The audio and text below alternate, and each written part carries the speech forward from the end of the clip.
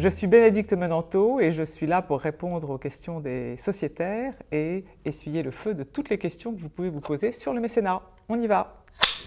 Pouvez-vous nous présenter Admical en quelques mots? Très volontiers. Admical, c'est une association trentenaire qui fait la promotion du mécénat en France. Le mécénat, qu'est-ce que c'est? C'est vraiment l'acte libre de s'engager, de donner au profit d'une cause d'intérêt général.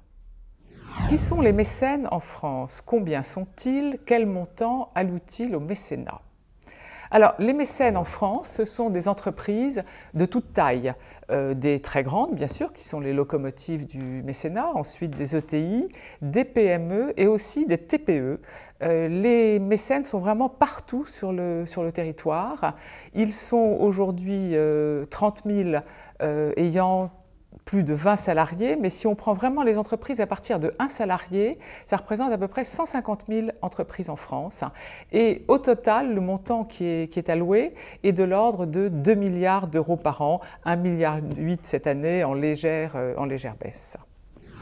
Quel type de mécénat existe-t-il? Alors bien évidemment, quand on pense mécénat, on pense à mécénat financier qui reste le premier mode d'intervention des entreprises et des mécènes, mais il y a aussi le mécénat en nature et le mécénat de compétences. Le mécénat en nature, c'est une façon d'être mécène quand on n'a pas nécessairement d'argent à donner, c'est du don de produits, ça a un coût pour l'entreprise, et puis le mécénat de compétences, c'est la possibilité pour l'entreprise de mettre à disposition des associations, des structures qui sont éligibles au mécénat, les compétences de ses collaborateurs qui vont rendre des services à l'association.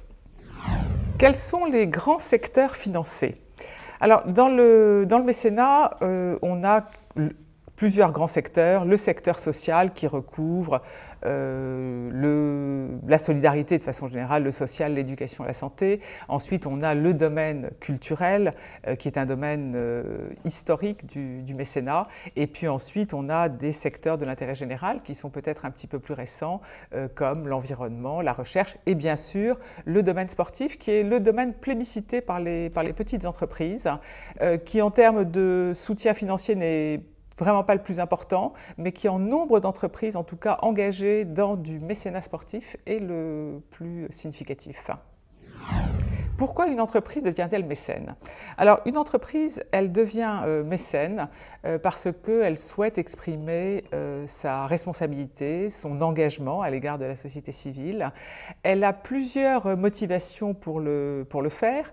La première d'entre elles, c'est bien évidemment de contribuer à l'intérêt général et d'apporter sa contribution à la construction d'un bien commun.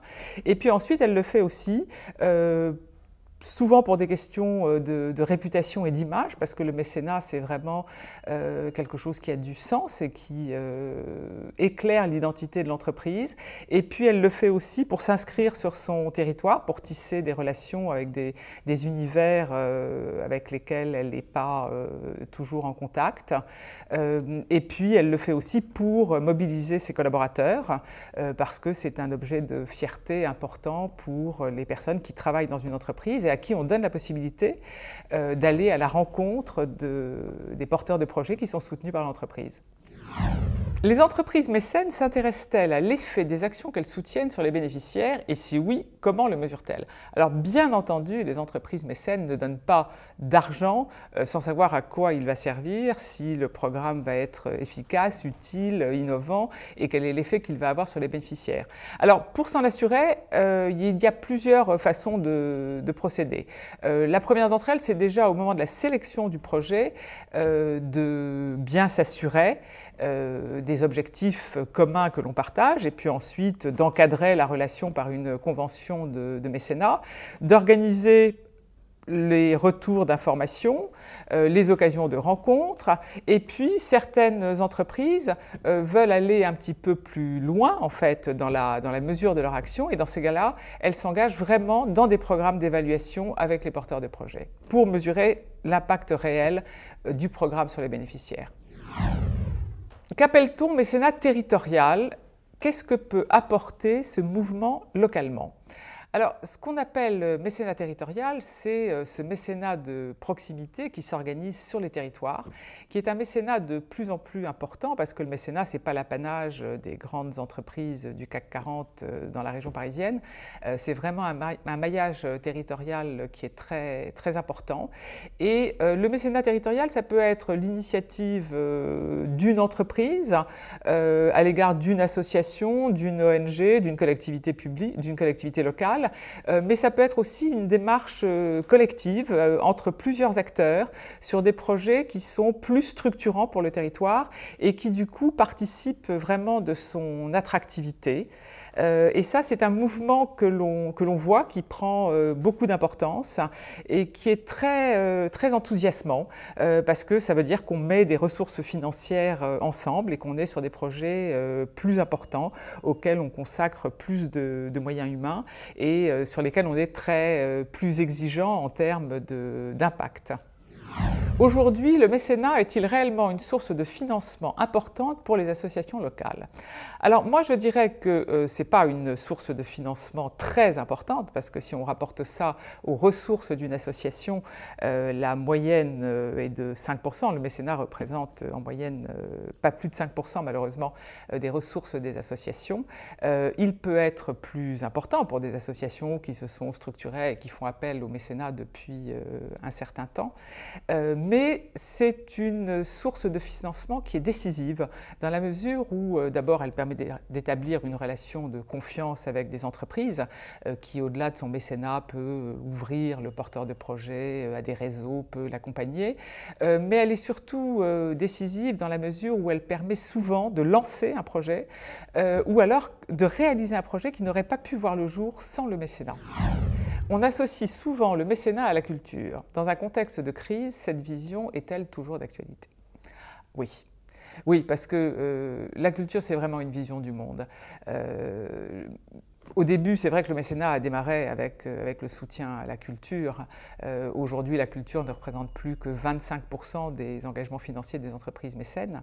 Elle a été très très largement dépassée par le social et par l'ampleur des besoins sociaux, mais elle reste absolument essentielle, justement parce qu'elle permet de faire rentrer dans l'entreprise, qui est souvent un petit peu prisonnière de sa culture, quelque chose qui est d'un autre ordre et qui permet réellement de partager une vision du monde. On entend souvent parler d'incertitude fiscale autour du mécénat d'entreprise, info, intox. Alors, c'est de la faux. C'est de la faux. Malheureusement, la loi mécénat d'août 2003 a plus de 10 ans. On s'est félicité en France d'avoir un dispositif qui est vraiment exemplaire, qui est probablement l'un des plus incitatifs au monde, mais c'est un dispositif qui est en permanence menacé. Donc le mécénat est fragile, il faut sans arrêt se battre pour le défendre et c'est vraiment l'une des missions importantes d'Admical et on est toujours très, très heureux d'avoir nos entreprises adhérentes à nos côtés pour montrer combien l'instabilité fiscale peut peser sur les décisions qui sont prises. Pour conclure, quel est votre premier souvenir de la caisse d'épargne ? Alors, la première image, en tout cas, ce qui vient à l'esprit, c'est évidemment l'écureuil et la charge hautement symbolique que peut avoir ce petit animal qui épargne, qui met ses petites noisettes de côté. Et moi, j'ai toujours cette image en tête. Et ça me renvoie surtout à l'image du banquier qui, quand il fait son métier, sait comment inciter ses clients à épargner et sait aussi comment leur prêter de l'argent. Et puis, il y a un deuxième souvenir aussi, enfin, c'est pas un souvenir, mais c'est quelque chose qui a été assez important au moment où je soutenais beaucoup d'associations impliquées dans le handicap de l'enfance. Et toutes ces associations, en fait, avaient eu l'occasion à un moment d'être soutenues par les caisses d'épargne. Et ça, c'était quelque chose de très, très précieux.